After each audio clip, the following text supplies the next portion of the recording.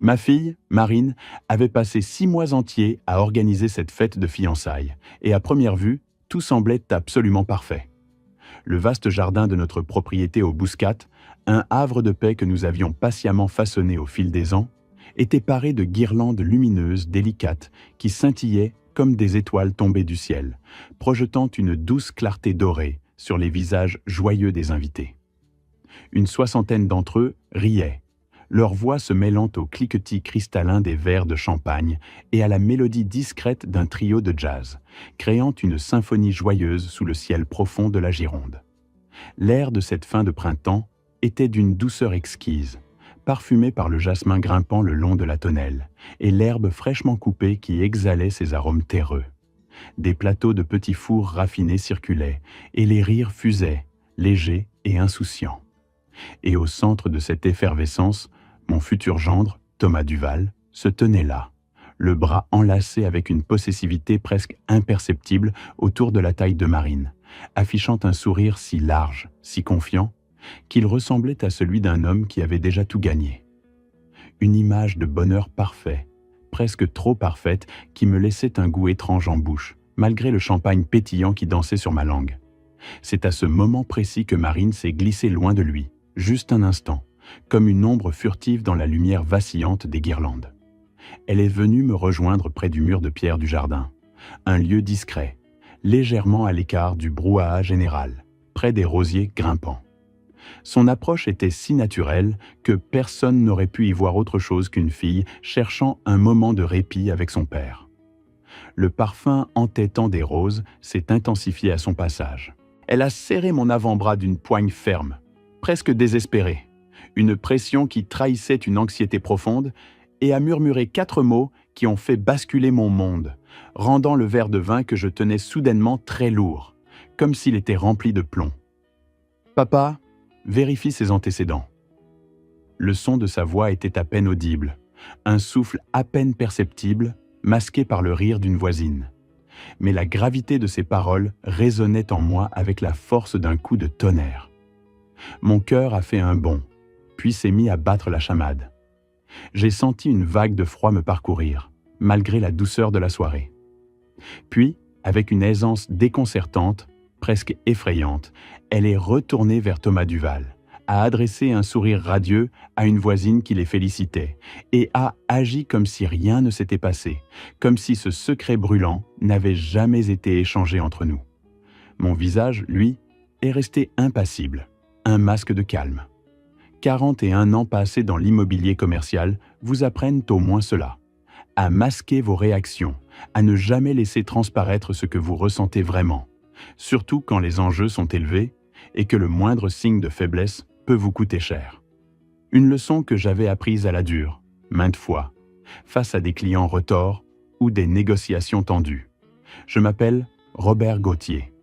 J'ai 64 ans, je suis semi-retraité, et je vis sur la propriété que ma défunte épouse, Patricia, et moi avons bâtie ensemble pendant près de 3 décennies, au cœur de la Gironde.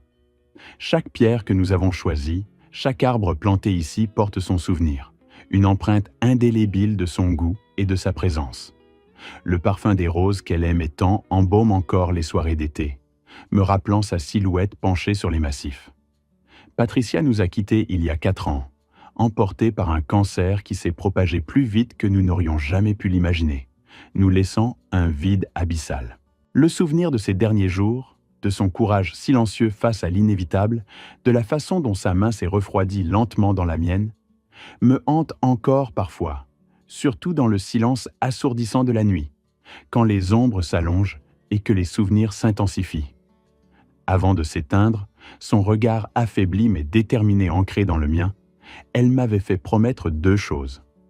La première était que j'arrêterais de travailler 7 jours sur 7, que je prendrais enfin le temps de vivre, de profiter de ce que nous avions construit ensemble, de ce jardin qu'elle aimait tant. La seconde, et la plus importante à ses yeux, était que je veillerais sur notre fille, Marine. Pas de la manière qui étouffe une femme adulte, elle avait été très claire là-dessus, avec son pragmatisme habituel. Elle parlait de l'autre sorte de protection, celle qui implique d'être attentif, de rester éveillé, de percevoir les signaux faibles, de la guider sans la brider, de la soutenir sans la contrôler. Je n'avais pas toujours été à la hauteur de cette seconde promesse, absorbé par mes affaires, par la construction de notre empire familial, par cette course effrénée vers le succès. Mais depuis son départ, je m'efforçais, chaque jour, de l'honorer, de sentir sa présence à mes côtés, une force invisible me poussant à être un meilleur père, un père plus vigilant. Marine avait 31 ans lorsqu'elle a croisé le chemin de Thomas Duval. C'était lors d'un dîner de gala caritatif, un événement mondain et bruyant, organisé dans l'un des salons dorés d'un grand hôtel de Bordeaux, où les rires cristallins et le cliquetis des verres se mêlaient à une musique d'ambiance discrète. 8 ans plus tôt, elle avait quitté la douceur de la Gironde pour s'y installer, y bâtir une carrière solide et exigeante dans l'administration de la santé, un domaine où son intelligence et sa compassion naturelle excellaient. Elle avait appris à protéger son cœur, à le blinder même, à se montrer prudente après 1 ou 2 relations passées qui s'étaient mal terminées, laissant derrière elle des cicatrices invisibles, des échos douloureux qui résonnaient encore parfois. Je me souvenais trop bien de ses appels tardifs, de ces nuits où sa voix se brisait en sanglots silencieux, de ma propre impuissance à soulager sa peine, à recoller les morceaux de son jeune cœur brisé. Une fois, après une rupture particulièrement amère, j'avais retrouvé une de ses lettres froissées, jamais envoyées, sur sa table de chevet, les mots maculés de larmes. Ce souvenir me serrait toujours la gorge.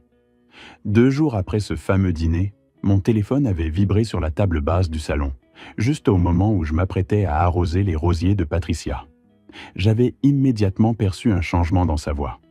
Ce n'était pas seulement de l'excitation, non, c'était quelque chose de plus doux, de plus profond. Une mélodie nouvelle qui résonnait avec une promesse de bonheur, une légèreté inattendue. Elle parlait vite, avec une énergie que je ne lui avais pas entendue depuis longtemps. Il avait 40 ans, m'a-t-elle dit, un consultant financier spécialisé dans la planification successorale pour les familles fortunées. Il avait grandi à La Rochelle, puis avait déménagé vers l'Ouest pour ses études universitaires, bâtissant sa réputation et sa clientèle pendant plus de 15 ans. Un parcours impressionnant. Il est calme, papa, mesuré, m'avait-elle confié, sa voix empreinte d'une admiration palpable, presque révérencieuse. Il pose les bonnes questions et écoute vraiment les réponses. Il me fait me sentir... Elle avait marqué une pause, le souffle suspendu, cherchant le mot juste, le mot qui encapsulerait ce sentiment nouveau et précieux. Je l'imaginais, le combiné pressé contre son oreille, les yeux brillants. Sereine. J'étais sincèrement heureux pour elle, vraiment. Après tant d'années à la voir naviguer seule, à se méfier des écueils, cette nouvelle lueur dans ses yeux, cette paix retrouvée dans sa voix, était un baume pour mon âme de père, une preuve que le bonheur, même après les épreuves, était encore possible. Je me suis surpris à sourire, un sourire franc, comme je n'en avais pas eu depuis longtemps. La première fois que j'ai rencontré Thomas, ce fut lors d'un dîner qu'elle avait organisé dans un restaurant discret du Bouscat, niché entre des platanes centenaires, environ 3 mois après le début de leur relation. L'air était doux ce soir-là, imprégné des senteurs de jasmin et d'une légère humidité. Il avait fait le trajet depuis Bordeaux spécialement pour l'occasion, une attention que j'avais notée, même si je savais que pour un homme d'affaires de son envergure, un tel déplacement n'était qu'une formalité, une ligne sur un agenda bien rempli. Il était grand, élégamment vêtu sans être ostentatoire, son costume sombre taillé à la perfection, le tissu tombant sans un pli. Il possédait cette qualité particulière que les professionnels de la vente les plus doués développent après des années de pratique. Cette capacité à faire en sorte que la personne à qui il s'adresse se sente la plus importante de la pièce, le centre de leur univers, ne serait-ce que pour un instant. Ses yeux clairs ne me quittèrent pas. Son sourire était engageant. Il m'avait interrogé sur ma carrière dans l'immobilier commercial, avec un intérêt qui semblait sincère, posant des questions intelligentes, montrant une connaissance étonnante du secteur, des tendances du marché, des défis. Son attention envers Marine était constante, naturelle en apparence, un ballet de gestes et de regards qui ne laissait transparaître aucune faille. Il lui tendait la main pour la guider, lui murmurait des mots à l'oreille qui la faisaient rire, un rire léger et insouciant. Pourtant, en rentrant chez moi ce soir-là, la voiture glissant silencieusement sur l'asphalte humide, je me suis assis longuement dans le vieux fauteuil de lecture de Patricia, le cuir usé et familier sous mes doigts, imprégné de son parfum léger et de tant de souvenirs. Une sensation étrange s'est emparée de moi, une dissonance subtile. Quelque chose sonnait faux, comme une performance parfaitement exécutée, une pièce de théâtre dont il était le metteur en scène et l'acteur principal. Je n'aurais pas su l'expliquer mieux. Rien de ce qu'il avait dit n'était répréhensible. Rien de ce qu'il avait fait n'était inapproprié. Mais il y avait dans son attention, dans la perfection de ses manières, une qualité qui me rappelait quelqu'un qui imitait à la perfection une personne réelle, plutôt que d'en être une copie sans l'âme de l'original. Patricia m'aurait dit que j'étais impossible, que je cherchais la petite bête, que mon instinct de protection paternelle me rendait paranoïaque, que je voyais des ombres là où il n'y avait que de la lumière. Elle aurait ri de ce rire clair et moqueur qu'elle avait et m'aurait tapoté la main en me disant de me détendre. Et peut-être aurait-elle eu raison. J'avais gardé ce sentiment pour moi, enfoui sous une couche de rationalité, espérant que le temps dissiperait cette impression, que mon esprit me jouait des tours. Mais l'ombre de ce doute persistait, légère mais tenace, comme un murmure dans le vent. 14 mois s'étaient écoulés depuis leur première rencontre. 14 mois durant lesquels j'avais observé leur relation grandir, non sans une pointe d'appréhension paternelle. Thomas avait finalement posé la question fatidique, non pas n'importe où, mais dans ce restaurant intime de Bordeaux, aux lumières tamisées et aux nappes immaculées, là où ils avaient partagé leur tout premier vrai rendez-vous. Pour Marine, cet endroit était devenu un sanctuaire personnel, le théâtre de leur histoire naissante. Je me souvenais encore de son récit, les yeux brillants, décrivant la façon dont Thomas avait glissé sa main sur la sienne, le tremblement de sa voix quand elle m'avait raconté ce premier baiser volé sous les arcades de la place de la Bourse. Elle m'avait appelé depuis le parking du restaurant, quelques minutes à peine après avoir dit oui. Sa voix était étranglée par une joie si intense qu'elle en devenait presque inaudible, entrecoupée de sanglots de bonheur. Je lui avais assuré que j'étais ravi pour elle. Et ce n'était pas un mensonge complet. Une partie de moi, la plus profonde, la plus aimante, voulait désespérément se laisser emporter par son bonheur, croire en cette idylle parfaite qu'elle semblait vivre. Je voulais que ce soit vrai, que ce soit simple, que ce soit la fin heureuse qu'elle méritait. Mais cette petite voix, ce murmure persistant au fond de mon esprit, refusait de se taire, me rappelant les dissonances que j'avais déjà perçues. 6 semaines plus tard, notre propriété au Bouscat s'animait pour la fête de fiançailles. Marine, avec son énergie habituelle et son sens aigu du détail, avait orchestré la majeure partie des préparatifs. Les guirlandes lumineuses pendaient avec élégance entre les arbres du jardin. Les tables étaient dressées avec une simplicité raffinée, et l'air embaumait déjà le parfum des roses du jardin et des petits fours qui sortaient du four. Son amie de toujours, Diane, avait fait le long trajet depuis Clermont-Ferrand, apportant avec elle non seulement son aide précieuse, mais aussi une énergie contagieuse et un sens de l'organisation qui faisait plaisir à voir. Le rire cristallin de Marine résonnait dans la maison, un son que j'aurais voulu savourer sans arrière-pensée. Thomas était arrivé la veille au soir, non pas avec une simple valise, mais avec ce qui semblait être la moitié de sa garde-robe. Ses bagages, des malles rigides et des sacs de voyage en cuir, débordaient de chemises impeccables, de costumes sur mesure et de cravates en soie. Il s'était installé dans la chambre d'amis, transformant l'espace en un camp de base temporaire, ses affaires étalées avec une méticulosité presque clinique. Le matin même de la fête, alors que le soleil de la Gironde commençait à dorer les toits, je l'avais vu dans le jardin arrière, son téléphone portable collé à l'oreille, menant des conversations à voix basse.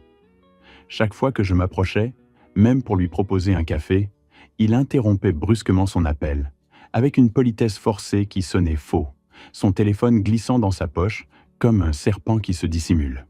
Je m'étais efforcé de me convaincre que c'était le lot des consultants, que les affaires ne s'arrêtaient jamais, même le week-end, que c'était la rançon du succès.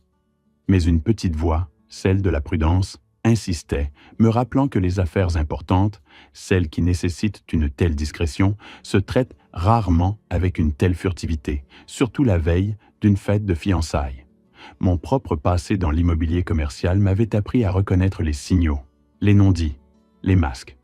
Puis, au milieu du joyeux brouhaha de la fête, alors que la musique flottait dans l'air et que les rires fusaient de toutes parts, Marine a prononcé ces mots, ces 4 mots. J'ai compris instantanément. J'ai compris que ce n'était pas une impulsion, un caprice dicté par la panique. Elle avait attendu le moment parfait, l'instant précis où elle pourrait me le dire sans être entendue, sans éveiller les soupçons de Thomas ou des autres invités. Elle avait choisi ces mots avec une précision chirurgicale, une économie de langage qui en disait long. 4 mots, pas 10. Juste assez pour me signaler que quelque chose n'allait pas, que le danger était réel, mais pas assez pour provoquer un esclandre si quelqu'un nous avait observés.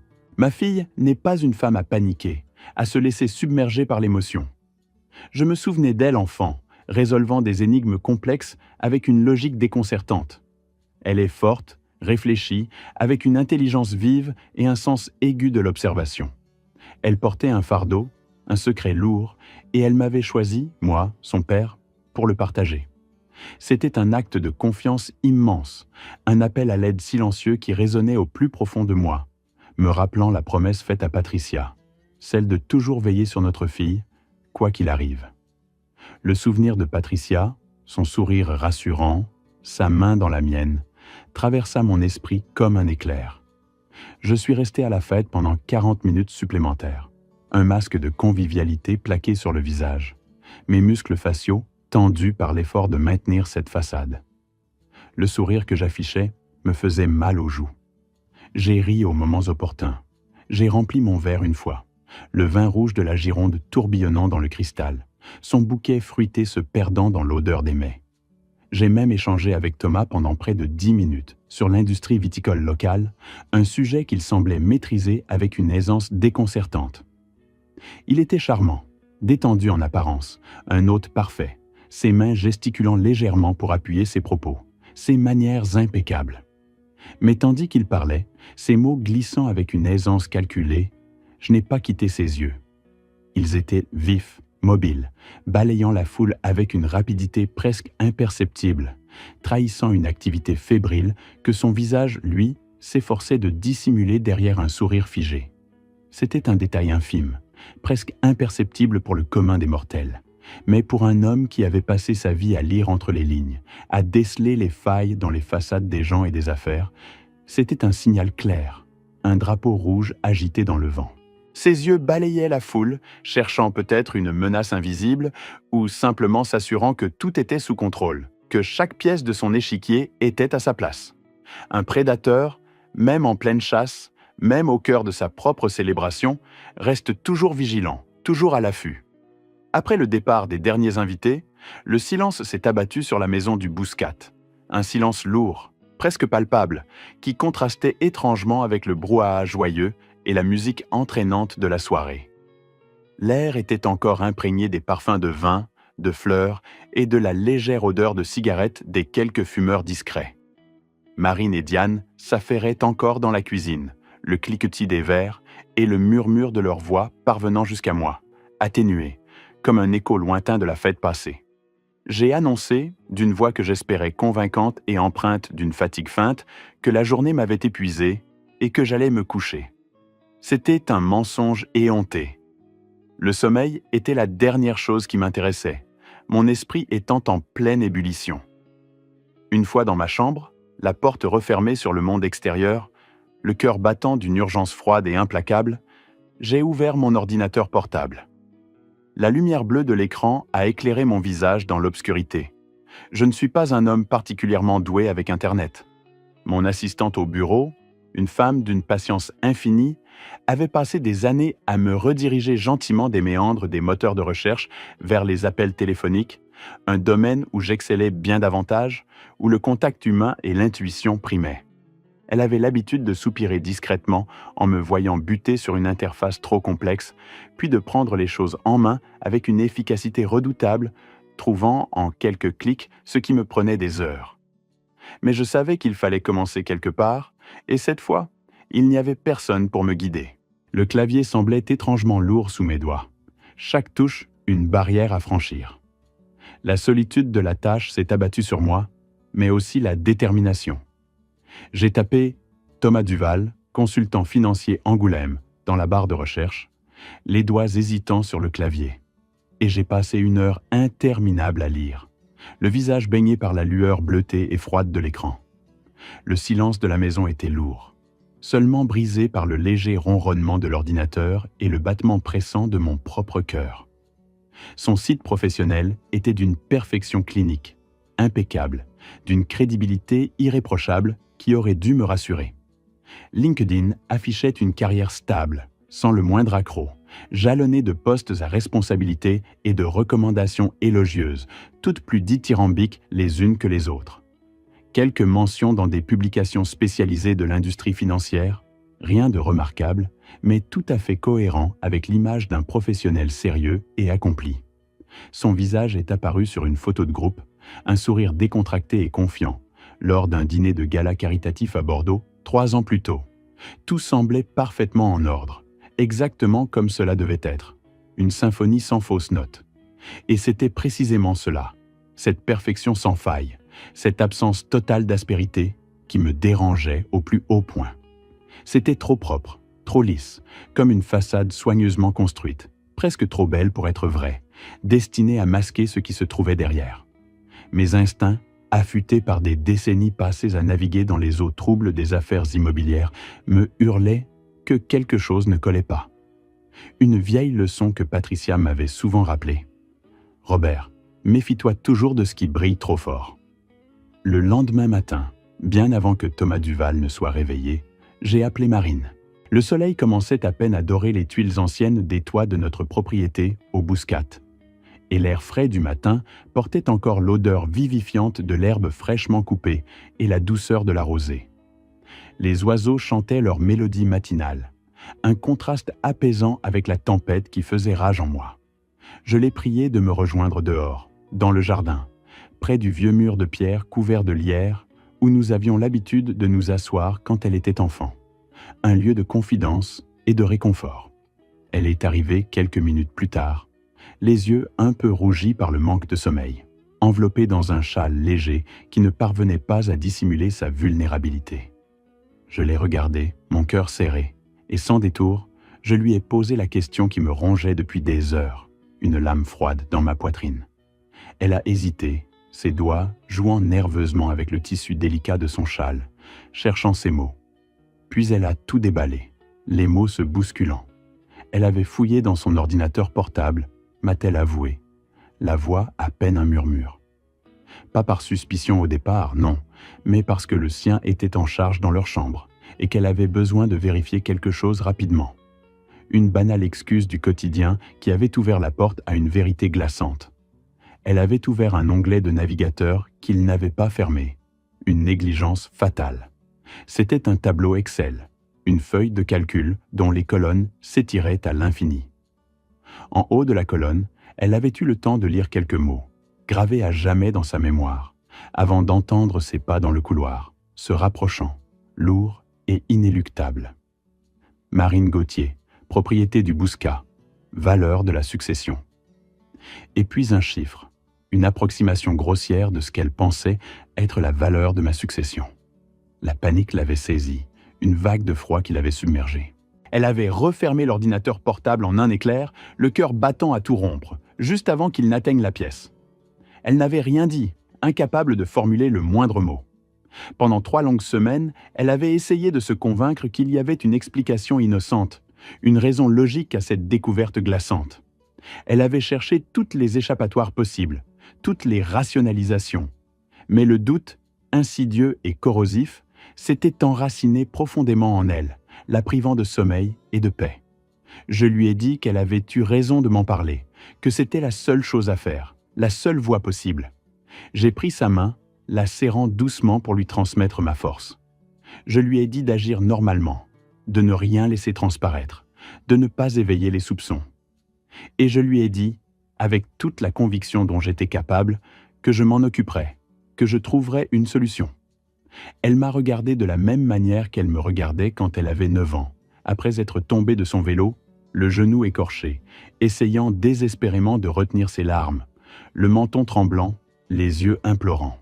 C'était un regard de vulnérabilité pure et de confiance absolue, un appel silencieux et déchirant à la protection paternelle.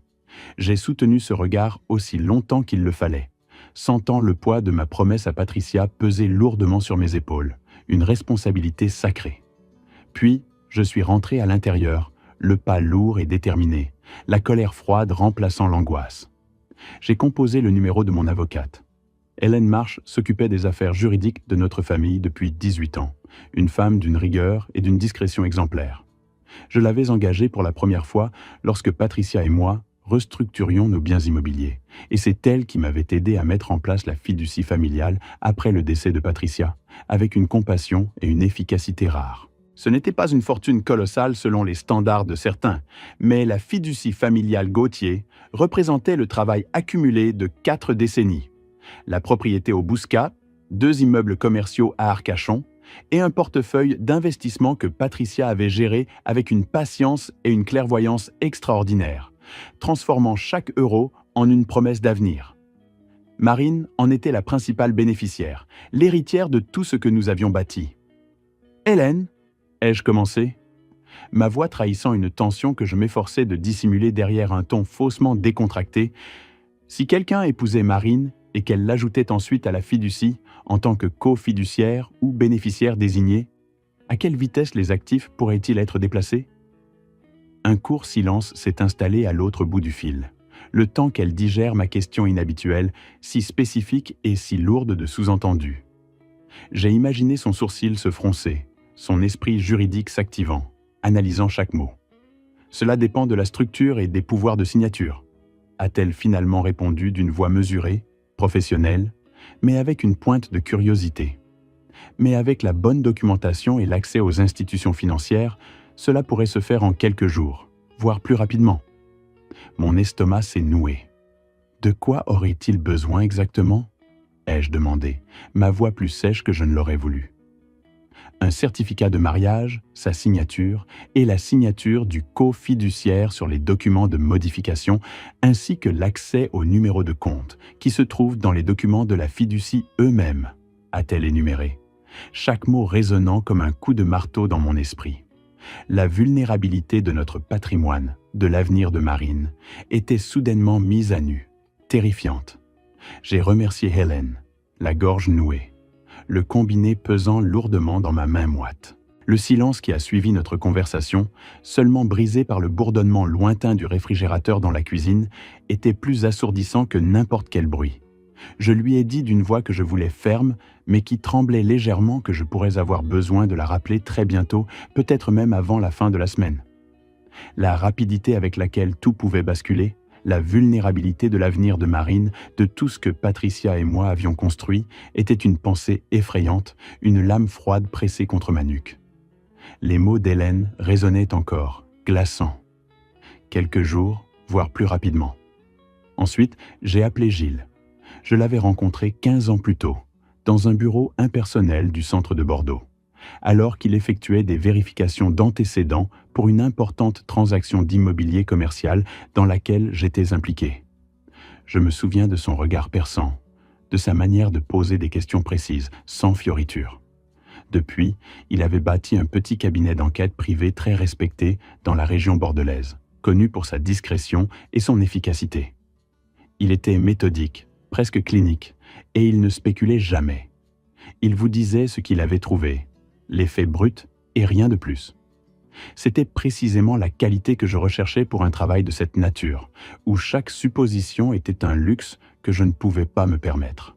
« Gilles » ai-je dit, sans préambule, ma voix retrouvant une part de son assurance habituelle. « J'ai besoin d'une enquête complète sur Thomas Duval, 40 ans, consultant financier, de Bordeaux. » J'ai pris une profonde inspiration, sentant le poids de chaque mot.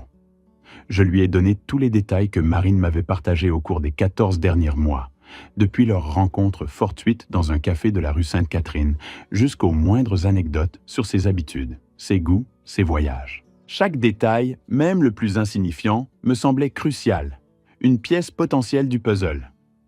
Je ne lui ai pas encore dit pourquoi je demandais cela, laissant planer un mystère que Gilles, professionnel, n'a pas cherché à percer. Combien de temps cela prendra-t-il ?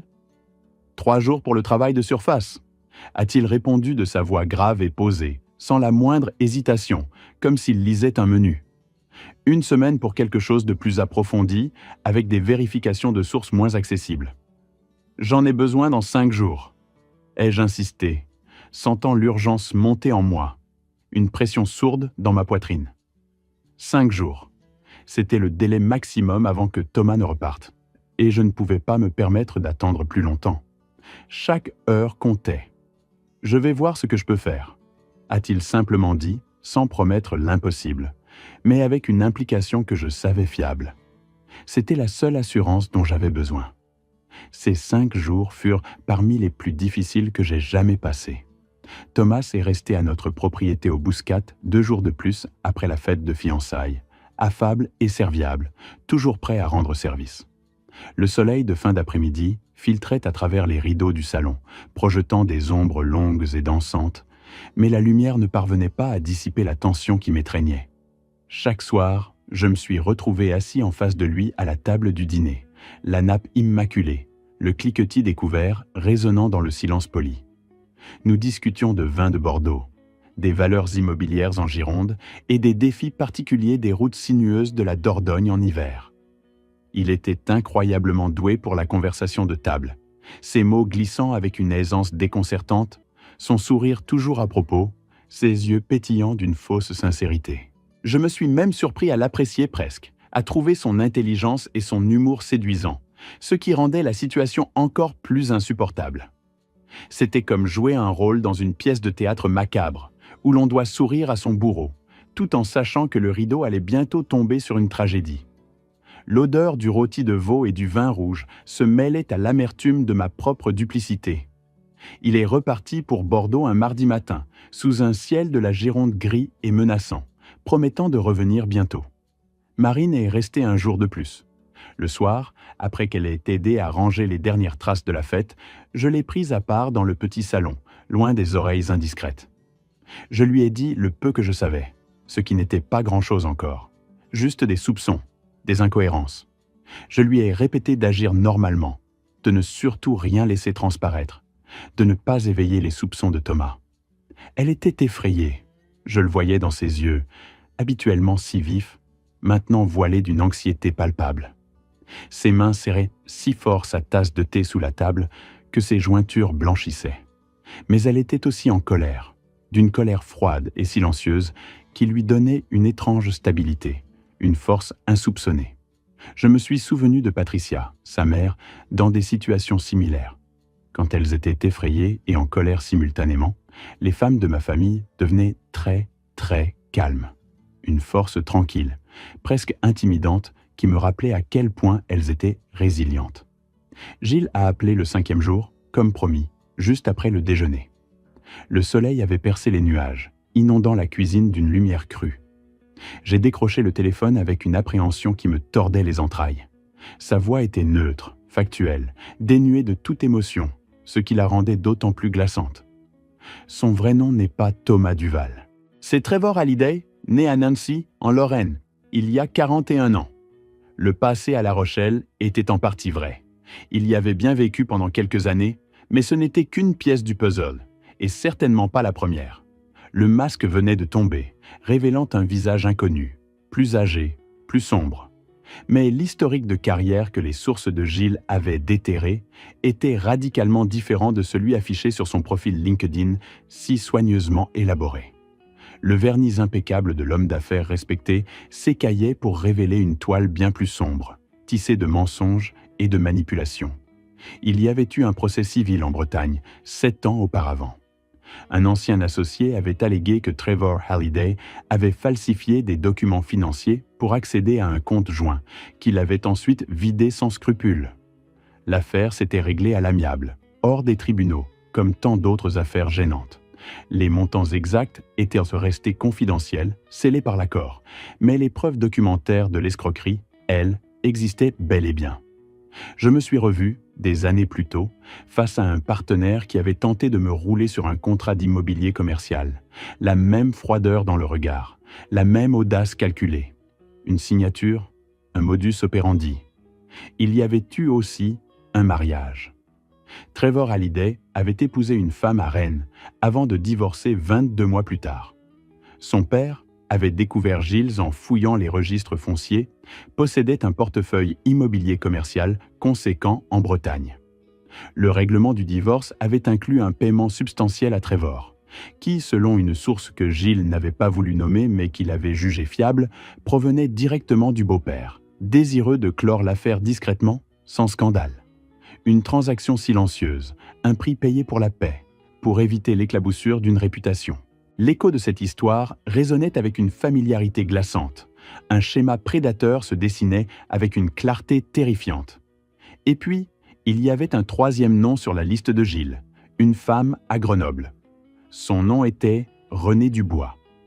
D'après ce que Giles avait découvert, elle avait 44 ans et partageait avec Thomas Duval une société écran enregistrée en Auvergne-Rhône-Alpes. Cette entreprise n'avait aucune activité commerciale visible, aucune enseigne, aucun employé déclaré, mais de l'argent y avait transité.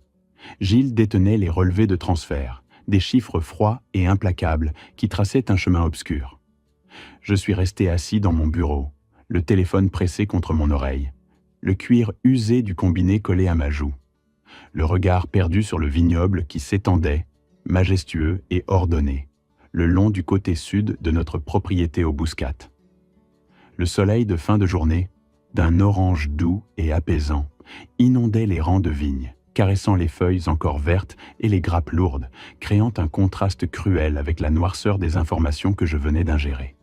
L'air, lourd et chaud, sentait la terre humide après une averse lointaine et le raisin mûr, une odeur de vie, de labeur et d'abondance que cet homme cherchait à souiller avec une cupidité glaciale.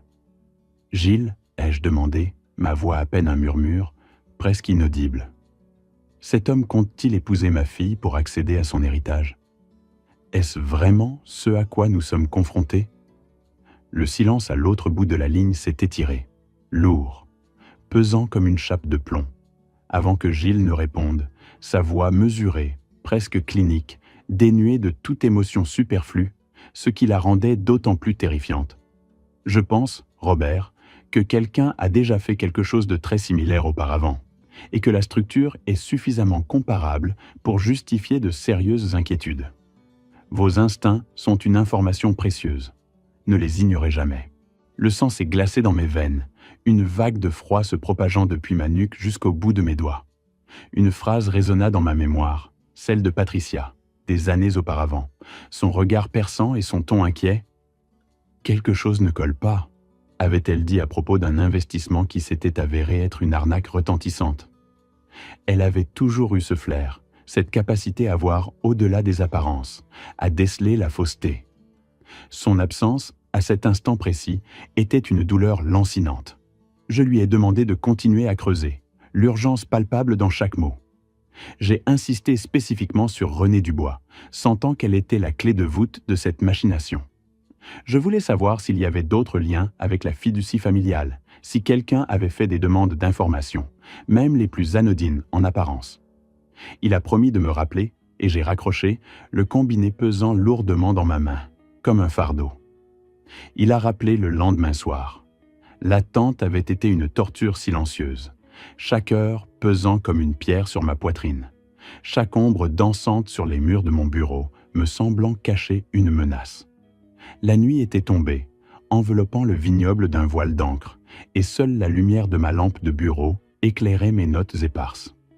Renée Dubois avait travaillé pendant 3 ans comme assistante juridique dans un cabinet d'avocats spécialisé en planification successorale à Grenoble. Elle avait quitté ce cabinet dans des circonstances que Giles avait qualifiées de peu claires, notant qu'elle était partie sans référence et sans la perspective d'association qui lui avait apparemment été promise, un signe évident de rupture ou de faute. Elle travaillait désormais, sur le papier, comme consultante juridique indépendante. Son revenu réel, d'après ce que Giles avait pu retracer avec une précision effrayante, semblait provenir principalement de la société Écran qu'elle partageait avec Thomas Duval. Plus important encore, Giles avait trouvé des emails. Il n'a pas expliqué en détail comment, et je n'ai pas demandé, ne voulant pas connaître les méthodes, seulement les résultats, mais Thomas Duval avait utilisé un compte de messagerie personnelle qui n'avait pas été suffisamment sécurisé, Et Gilles avait une source qui avait accédé à une partie de la correspondance. Dans ses emails, Thomas Duval faisait référence à Marine par son prénom, avec une familiarité répugnante, et au patrimoine Gauthier par un raccourci que Gilles n'a pas voulu répéter au téléphone, mais qui rendait la nature du plan d'une clarté effrayante, d'une vulgarité à peine voilée. René Dubois le conseillait sur le processus de modification de la fiducie. Elle savait exactement quel document devrait être signé et dans quel ordre pour donner à Thomas Duval un accès total avant qu'une contestation légale ne puisse être montée. Il prévoyait de passer à l'action dans les 30 jours suivant le mariage. 30 jours. 1 mois. C'était le temps qu'il me restait pour agir. J'ai fermé les yeux, la tête lourde, le cœur battant la chamade. Et j'ai pensé à Patricia. J'ai pensé aux 31 ans qu'elle avait passé à m'aider à construire tout ce qui se trouvait maintenant dans le viseur de 2 personnes qui avaient déjà fait cela, ou quelque chose de très similaire, au moins une fois auparavant. Je me suis souvenu de ses mains, fortes et élégantes, signant des documents, de son rire résonnant dans les couloirs de notre première agence immobilière, de sa détermination inébranlable à bâtir un avenir sûr pour Marine. La colère a commencé à monter. Froide et déterminée, une flamme glaciale qui consumait la peur. Une décision irréversible s'est forgée dans mon esprit, dure comme l'acier. Alors, j'ai commencé à planifier. Le mariage de Marine était dans 8 semaines. Le lieu était un domaine viticole près de Saint-Émilion, qu'elle avait réservé près d'1 an à l'avance. Un endroit idyllique, baigné de soleil et de promesses. 110 invités devaient célébrer leur union. Le dîner de répétition devait avoir lieu la veille au soir dans un hôtel de charme à Arcachon. 40 invités, la famille proche et le cortège nuptial, un cercle intime de personnes chères. Chaque détail, chaque préparatif joyeux, chaque sourire de ma fille était désormais teinté d'une menace insidieuse, d'une ombre grandissante que je devais éradiquer à tout prix. J'ai rappelé Hélène Marchand. Le combiné semblait lourd dans ma main, comme s'il portait déjà le poids de ce que j'allais lui révéler. Je lui ai dit ce que Gilles avait découvert, chaque détail glaçant, chaque preuve de la duplicité de Thomas Duval. Elle est restée silencieuse pendant un long moment, un silence si profond qu'il résonnait dans mes propres oreilles, un gouffre d'incrédulité et de colère contenue. Ce silence en disait plus long que n'importe quelle exclamation sur la gravité de la situation, sur l'ampleur de la trahison. Puis elle a prononcé des choses que je ne répéterai pas intégralement, car Hélène est une professionnelle posée, d'ordinaire d'une rigueur implacable, et elle n'était pas posée du tout. Sa voix, habituellement si mesurée, était tendue, presque cassante, trahissant une indignation que je partageais. Elle parlait de l'audace, de l'impunité que ces individus semblaient croire acquise. Quand elle a eu fini, elle m'a dit qu'elle pouvait travailler avec la brigade financière de la police judiciaire, qu'elle y avait un contact fiable, et que les preuves documentaires que Gilles avait rassemblées étaient probablement suffisantes pour ouvrir une enquête formelle. Mais elle m'a aussi dit que le résultat le plus durable, celui qui serait le plus difficile à contester par la suite, serait si Thomas Duval était pris en flagrant délit de tentative de fraude plutôt que d'être simplement accusé de la planifier. Une preuve irréfutable, capturée sur le vif, serait un coup fatal. Je lui ai dit de contacter son contact à la brigade financière. Ma voix était calme, mais une détermination froide et implacable s'était installée en moi. Je lui ai dit que je m'occuperais du reste. Il y a une patience particulière que l'on développe en 40 ans de négociation de transactions d'immobilier commercial. On apprend que la personne qui parle la première lorsque le silence devient inconfortable a déjà laissé échapper quelque chose, révélant une faiblesse ou une impatience. On apprend que le moment où l'on dévoile son jeu n'est presque jamais le bon moment, qu'il faut attendre, observer, laisser l'adversaire se prendre à son propre piège. Je me suis souvenu d'une affaire complexe à Bordeaux, il y a des années, où j'avais attendu 3 semaines avant de faire ma contre-offre, et cette attente avait fait toute la différence. J'avais appris à maîtriser l'art de la retenue, à transformer l'inaction en une arme redoutable. J'ai appelé Marine et je lui ai tout dit, absolument tout. Chaque détail sordide, chaque preuve accablante. Le téléphone semblait peser une tonne à mon oreille, et mon cœur battait la chamade, craignant sa réaction. Elle est restée à l'autre bout du fil, sans parler pendant un long moment. un silence qui me paraissait interminable, rempli de mes propres angoisses. Le souffle coupé, je l'imaginais, le choc se lisant sur son visage, le monde qu'elle avait construit avec Thomas s'effondrant autour d'elle. Et puis elle a dit, d'une voix parfaitement stable, une voix qui m'a rappelé celle de Patricia dans les moments de crise. Cette force tranquille qui ne fléchissait jamais. Qu'est-ce que tu as besoin que je fasse ? C'est ma fille. La fierté a submergé la douleur un instant. Je lui avais demandé de ne rien changer à son comportement, de continuer à organiser le mariage comme si de rien n'était, de répondre aux messages de Thomas Duval comme elle l'avait toujours fait, de ne laisser transparaître aucune indication que quoi que ce soit avait changé. C'était une exigence colossale pour quelqu'un à qui l'on venait d'apprendre que l'homme qu'elle s'apprêtait à épouser avait probablement commencé à cataloguer son héritage dès leur 3e rendez-vous. La trahison était d'une telle ampleur qu'elle aurait pu briser n'importe qui. Pourtant, elle n'avait pas hésité. Sa voix, si stable, si résolue, résonnait encore en moi, un écho de la force tranquille de Patricia, de sa capacité à faire face à l'adversité avec une dignité inébranlable.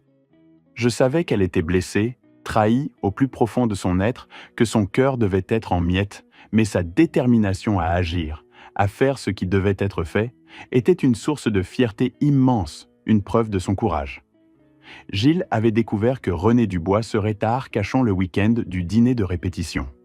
Il avait fouillé les registres avec une minutie impressionnante.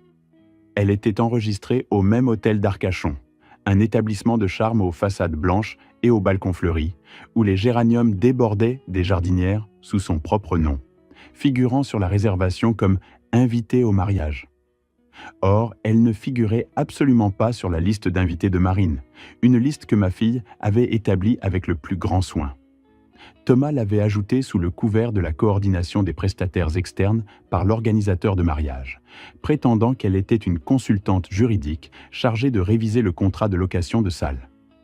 Une mascarade transparente, car elle ne révisait aucun contrat de location de salle. C'était une couverture si grossière qu'elle en devenait insultante. Un signe de l'arrogance de Thomas, certain de son impunité, persuadé que personne ne verrait à travers son petit jeu. Je suis arrivé à l'hôtel d'Arcachon le matin du dîner de répétition. Le ciel de la Gironde était d'un bleu pâle, strié de quelques nuages légers, et l'air marin, frais et salé, emplissait mes poumons, mais ne parvenait pas à dissiper la tension glaciale qui m'étreignait. Le vent léger portait le cri des mouettes et le murmure des vagues lointaines. J'ai effectué mon enregistrement à la réception, un processus mécanique, mes gestes automatiques, tandis que mon esprit était déjà ailleurs, à anticiper les heures à venir, à visualiser chaque étape de mon plan. Le hall de l'hôtel, avec ses boiseries claires et ses fauteuils confortables, était encore calme. Ensuite, j'ai retrouvé Gilles dans le café du hall. L'endroit était baigné d'une lumière douce filtrant à travers de grandes baies vitrées donnant sur une petite cour intérieure, et l'odeur du café fraîchement moulu se mêlait à celle des viennoiseries, tout juste sorties du four, créant une atmosphère trompeusement sereine. Gilles, toujours aussi discret, son regard vif balayant la pièce, m'a tendu une enveloppe épaisse. À l'intérieur, j'ai trouvé un résumé imprimé de toutes ses découvertes, méticuleusement signé et daté, ainsi qu'une clé USB contenant les preuves documentaires numérisées. Chaque ligne, chaque détail était une confirmation glaçante de la duplicité de Thomas. Il m'a également remis un petit enregistreur numérique, le genre qui tient parfaitement dans une poche de veste et fonctionne pendant 6 heures sur une seule charge. L'objet était léger, presque insignifiant, mais son poids symbolique était écrasant. Il représentait la preuve irréfutable, la voix de la vérité qui allait briser le silence et faire éclater la supercherie. Le dîner de répétition devait commencer à 19 heures. La salle à manger privée de l'hôtel offrait une vue imprenable sur le lac de Cazaux. Et en cette soirée de début septembre, l'eau était calme, miroitant des teintes cuivrées sous les derniers rayons du soleil couchant qui peignaient l'horizon de nuances orangées et pourpres. Des bougies vacillaient sur les tables nappées de blanc immaculé, leurs flammes dansant et projetant des ombres mouvantes sur les visages des convives. Le doux cliquetis des couverts se mêlait aux rires fins et aux conversations étouffées, un ballet social où chacun jouait son rôle. L'atmosphère était à la fois élégante presque féerique et lourde de non-dits, une tension palpable que je sentais peser sur mes épaules malgré la beauté du décor. Thomas Duval était en excellente forme, rayonnant d'une assurance presque insolente. Il a porté un toast à Marine, un discours qui se voulait sincèrement émouvant, mais qui n'était à mes yeux qu'un chef-d'œuvre de fausse tendresse, une performance digne des plus grands acteurs. Il parlait de leur avenir, de leur amour, de projets communs, avec une conviction si parfaite qu'elle aurait trompé n'importe qui, même les plus sceptiques. J'ai vu les regards attendris autour de la table, les sourires complices, et mon estomac s'est noué. Mon fils, David, le frère de Marine, qui avait fait le déplacement depuis Angoulême pour cette fête de fiançailles, s'est penché vers moi à un moment donné, sa voix empreinte d'une nouvelle considération, presque d'un soulagement. « Je crois que je me suis trompé à son sujet, papa. Il semble vraiment l'aimer. » Je lui ai répondu, le cœur serré par une amère ironie qui me brûlait la gorge, que j'espérais sincèrement qu'il avait raison. Chaque mot de Thomas, chaque geste, chaque inflexion de sa voix était une performance calculée, et je le regardais jouer son rôle avec une froideur que je ne me serais pas cru capable de maintenir. Une distance glaciale qui me protégeait de l'onde de choc de sa duplicité. À 20h45, j'ai vu Thomas s'excuser avec un sourire désarmant, prétextant un appel rapide à passer, un détail professionnel urgent. Il s'est dirigé d'un pas léger vers le couloir de l'hôtel qui menait aux ascenseurs, sa silhouette s'estompant dans la pénombre feutrée. J'ai attendu 4 minutes interminables, le temps que mon cœur, qui battait la chamade, ralentisse un peu, que l'adrénaline se stabilise. Puis je me suis excusé à mon tour, invoquant un problème de dos, qui, en réalité, n'était pas bon du tout, mais servait parfaitement de prétexte. J'ai emprunté le même couloir, chaque pas mesuré, chaque muscle tendu, comme si je marchais sur des œufs. L'air était lourd, imprégné d'une légère odeur de chlore provenant de la piscine de l'hôtel et d'un parfum d'ambiance discret, floral. Gilles avait confirmé que René Dubois était dans la chambre 214. J'ai pris l'ascenseur, dont la cabine exhalait une odeur de désinfectant, jusqu'au 2e étage. Le couloir était silencieux, un long tapis épais aux motifs géométriques étouffant le bruit de mes pas, créant une atmosphère étrangement oppressante. Je marchais lentement, l'enregistreur déjà en marche dans ma poche de veste, sa petite lumière rouge clignotant discrètement, un battement silencieux dans l'obscurité. Lorsque j'ai atteint la zone devant la chambre 214, j'ai pu entendre distinctement 2 voix, malgré l'épaisseur de la porte. Celle de René était la plus perçante, presque métallique, comme un couteau aiguisé. Elle passait en revue une liste de contrôles, parlant d'un formulaire de modification de fiducie. « Celui que votre avocat a examiné », a-t-elle dit, et il était clair qu'elle ne parlait pas d'un des avocats de Thomas que j'avais rencontré, mais de quelqu'un d'autre, une ombre dans leur machination. J'ai besoin de sa signature à la page 4 et de celle de Marine à la page 7. Si vous pouvez obtenir les 2 avant minuit vendredi, je peux soumettre la demande de transfert dès l'ouverture des bureaux lundi. Les banques ne le signaleront pas comme inhabituel si cela passe par le compte fiduciaire avec les 2 signatures au dossier. A ajouté Thomas, sa voix étonnamment calme, presque décontractée, comme s'il discutait de la météo. Cette désinvolture était plus glaçante que n'importe quelle menace. Et les transferts de propriété, ça prend plus de temps, a repris René, sa voix toujours aussi sèche et pragmatique. Mais ça n'a pas d'importance. Les actifs liquides du compte d'investissement seuls valent largement assez. Nous serons bien loin avant que quiconque ne réalise que le transfert n'était pas une distribution de routine. Le cynisme de leurs paroles résonnait dans le silence du couloir. Chaque mot, un coup de marteau sur mon cœur. « Et le vieil homme » a demandé Thomas, une pointe de mépris à peine voilée dans la voix, une arrogance qui me fit bouillir le sang. Le vieil homme, c'était moi. Il parlait de moi comme d'un obstacle insignifiant, un détail à écarter. Il n'a plus l'autorité de signature sur la fiducie, a répondu René, avec la même froideur clinique. Patricia l'a configuré de sorte que Marine soit la seule fiduciaire maintenant qu'elle a 30 ans. Même s'il comprend, il ne peut rien faire légalement tant que l'argent n'a pas bougé. D'ici là, nous serons à 2 pays de distance. Thomas a ri. Il avait un rire agréable, Je l'avais remarqué dès le début de leur relation, un rire confiant, détendu. Et je comprenais maintenant de quoi il était si sûr. Il était sûr de nous avoir tous bernés, de s'être assuré une fortune sans effort, sans scrupule. Je suis resté là, dans ce couloir feutré, et j'ai senti quelque chose se déposer dans ma poitrine comme de l'eau glacée, une sensation qui se répandait dans mes veines. Pas de la rage, pas exactement. Quelque chose de plus silencieux, de plus froid, de plus durable que la rage. Une détermination implacable, une certitude inébranlable que je ne les laisserai pas faire. J'ai envoyé un SMS à Gilles. 2 étages plus haut, s'il vous plaît. La brièveté du message cachait l'urgence de la situation. Puis j'en ai envoyé un à Marine. Elle est apparue au bout du couloir 90 secondes plus tard, son pas léger et rapide, ayant dit à la mère de Thomas qu'elle avait besoin d'un moment pour prendre l'air frais. Son visage était d'une immobilité parfaite, un masque de calme qui trahissait pourtant une tempête intérieure que je connaissais si bien. J'ai pointé du doigt la porte de la chambre 214. J'ai levé un doigt pour lui signifier le silence. Et elle a hoché la tête, ses yeux sombres et intenses. Nous nous sommes tenus là, côte à côte, devant cette porte. 2 silhouettes silencieuses dans le couloir de l'hôtel, nos ombres s'étirant sous l'éclairage tamisé. De l'intérieur, Thomas parlait du calendrier, des dernières étapes de leur plan diabolique. Transfert lundi.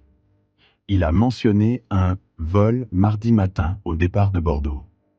Renée a dit qu'elle avait trouvé un arrangement au Portugal, apparemment, qui permettrait d'accueillir les fonds sans difficulté, une sorte de refuge financier. La main de Marine a trouvé la mienne dans l'obscurité relative. Elle la serrait très fort.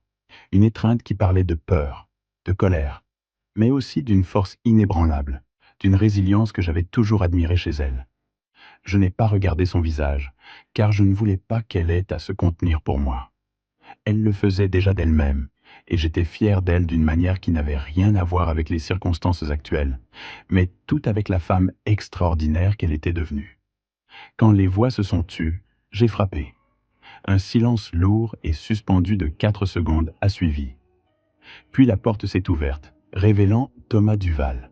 La séquence d'expressions qui traversa son visage m'en a dit plus sur qui il était réellement que 14 mois de performances soignées n'avaient réussi à révéler. D'abord la confusion, puis la reconnaissance, un rapide recalcul, et enfin, le sourire. Un masque parfait sur un abîme de duplicité. « Marine, Robert, qu'est-ce que vous faites tous les deux ici ?» La voix de Thomas Duval, étonnamment calme, résonnait dans la pièce.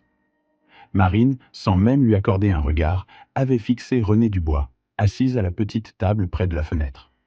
Un dossier juridique était ouvert devant elle, ses pages blanches contrastant avec le bois sombre du mobilier de l'hôtel d'Arcachon. L'air dans la chambre était lourd, imprégné d'une odeur de poussière et de l'humidité salée du bassin.